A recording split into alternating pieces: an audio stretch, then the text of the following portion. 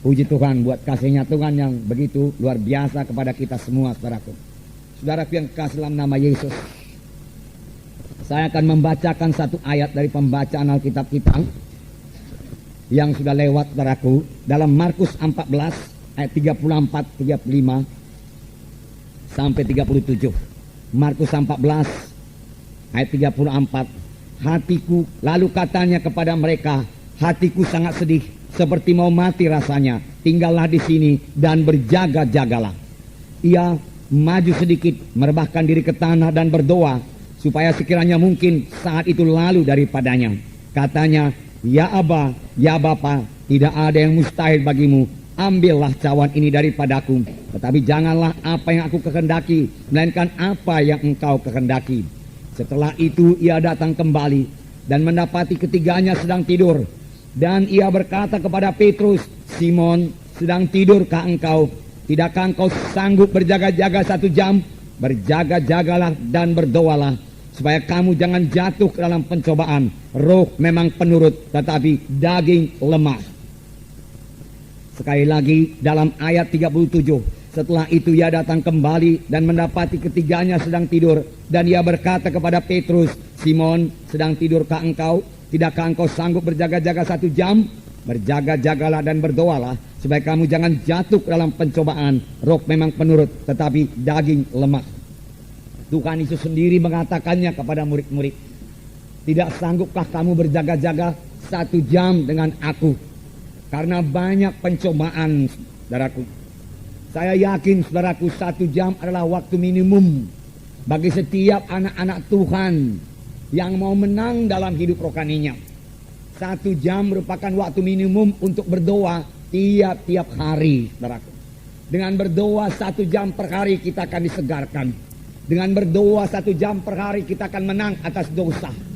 Dengan berdoa 1 jam per hari kita menang atas setan dan iblis. Karena pada waktu berdoa itulah kita dikuatkan, saudaraku. Dan dengan berdoa 1 jam pertumbuhan rohani kita akan baik. Dan kita bisa sampai kepada kehendak Tuhan, saudaraku. Saya sangat bersyukur kepada Tuhan. Mulai daripada hari pertama, saudaraku, saya diselamatkan, saudaraku. Saya diajari berdoa 1 jam per hari. Di gereja kami itu, saudaraku, pada waktu itu, doa di gereja saja, saudaraku, lebih 1 jam. Kadang-kadang 2 jam. Dan sudah itu kami disuruh lagi di rumah berdoa minimum 1 jam per hari. Karena katanya kalau tidak berdoa 1 jam per hari, setan akan mengalahkan engkau. Karena takutnya pula saya kepada setan, saudaraku, dan pada waktu itu belum begitu mengerti mengenai mengusir setan. Dalam nama Yesus, saya pun, saudaraku, berpala-pala sekali untuk bisa berdoa 1 jam per hari. Dan kerap kali, saudaraku, saya berhasil, saudaraku, berdoa 1 jam per hari. Dan sekarang itu sudah menjadi satu kebiasaan dan membawa berkat, saudaraku, untuk berdoa 1 jam per hari. Bahkan sekarang ini, saudaraku, setelah kami berumah tangga, kami juga berdoa 1 jam per hari. Kalau kami berdoa bersama-sama, saudaraku, tentunya, saudaraku, kemenangan, sukacita, saudaraku, kami terima sebagai hasil daripada doa 1 jam per hari itu, saudaraku. Tuhan Yesus, seperti kita baca tadi, mengatakan hal ini di Taman Getsemani. Tidak sanggupkah kamu berdoa 1 jam? Dan berjaga-jaga dengan aku. Berjaga-jaga dan berdoalah, supaya kamu jangan jatuh ke dalam pencobaan. Tubuh memang lemah, tapi roh itu yang kuat, dia katakan, saudaraku. Saudaraku yang kasih dalam nama Yesus, pada waktu Tuhan Yesus mengatakan demikian ini, dia memang dalam pergumulan yang amat sangat.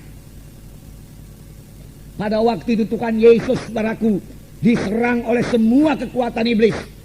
Semua kekuatan neraka, saudaraku, dipusatkan kepada Yesus untuk mengalahkan Tuhan Yesus. Karena pada waktu itulah Tuhan Yesus, saudaraku, mengambil keputusan untuk menanggung dosa manusia ini. Nasib manusia ini pada waktu itu ditentukan oleh kemenangan Tuhan Yesus. Dan syukurlah, saudaraku, Tuhan Yesus menang, saudaraku, mengalahkan setan. Pada mulanya seolah-olah Tuhan Yesus enggan mengangkat dosa manusia. Sehingga Tuhan Yesus berdoa, Bapa, kalau boleh biarlah cawan ini lalu daripadaku. Tapi bukan kehendakku, kehendakmu yang jadi. Apakah isi cawan itu, saudaraku? Cawan yang akan diminum Tuhan Yesus berisi semua dosa manusia yang harus ditanggung oleh Tuhan Yesus. Semua manusia sudah berdosa, saudaraku. Dan kalau manusia itu mau diselamatkan, harus ada seseorang yang tidak berdosa, yang menanggung dosa manusia itu. Harus ada substitusinya, saudaraku, supaya manusia itu bisa bebas dari dosa. Yesus juru selamat, saudaraku. Dia mau menjadi ganti kita. Dia dihukum karena dosa kita supaya kita jangan dihukum, saudaraku. Inilah jalan keselamatan. Tetapi walaupun Yesus sudah rela, saudaraku, melihat dosa yang begitu besar, begitu kotor, begitu keji, tidak urung Tuhan Yesus gemetar, berkeringat darah, dan berkata, Bapa, kalau ada jalan lain, biarlah kita tempuh jalan lain, Bapa. Dia katakan, supaya aku jangan menanggung cawan minuman ini, tetapi tidak ada jalan lain, saudaraku. Hanya satu jalan, saudaraku. Tuhan Yesus harus menjadi substitusi kita. Tuhan Yesus harus menjadi ganti kita, saudaraku, supaya kita bisa bebas dari dosa, saudaraku. Dan Tuhan Yesus akhirnya mengambil cawan minuman itu dan meminumnya, saudaraku, sampai kepada teguk yang terakhir. Mulai saat itu tangan manusia berdosa bisa sampai dan menangkap Tuhan Yesus. Satu rombongan tentara imam-imam yang dipimpin oleh Judas, saudaraku, datang ke dalam taman Getsemani, di mana Tuhan Yesus biasa berdoa di situ. Dan mereka mulai menangkap Tuhan Yesus. Seorang murid Tuhan Yesus bernama Petrus, saudaraku, menghunus pedangnya dan marang hamba imam besar itu. Daun telinganya putus, jatuh. Tetapi Tuhan Yesus mengambil daun telinga itu, merekatnya kembali. Dan Tuhan Yesus berkata, Petrus, sarungkanlah pedangmu. Sebab orang yang memakai pedang akan dimakan pedang. Apa engkau pikir aku tidak sanggup sekarang ini juga memanggil 12 legiun tentara malaikat untuk membebaskan kita? Tetapi kalau aku panggil, bagaimana mungkin genap semua nas Alkitab itu? Apa yang dikatakan Alkitab? Bagaimana mungkin aku memikul dosa manusia? Dosa manusia tidak jadi dipikul, oleh sebab itu semua manusia akan terhilang. Demikian Tuhan Yesus berkata, saudaraku. Murid-murid semua lari meninggalkan Tuhan Yesus, saudara.